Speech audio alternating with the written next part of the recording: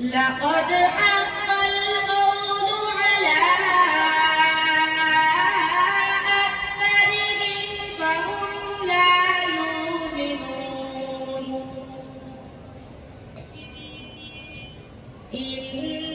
إنا جعلنا في أعناقهم أغلالا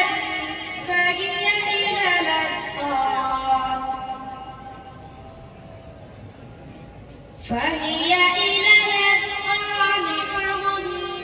مقمحون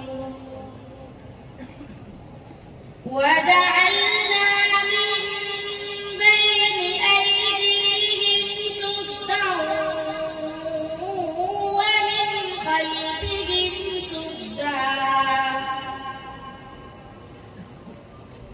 ومن خلفهم سدا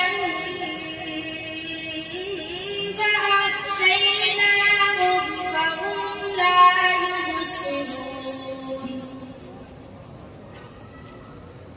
وسواء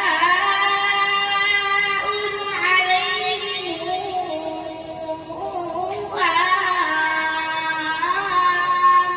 أنذرتهم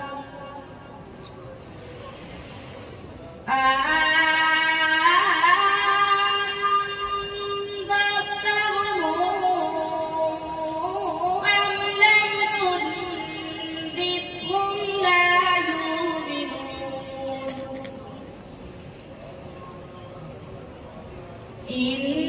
إنما تنذر من اتبع الذكر وخشي الرحمن بالغيب فبشره بمغفرة وأجر كريم إنا نحن نحيي الموتى ونكتب ما قدموا وآثارهم وكل شيء أحصيناه في إمام مبين. صدق الله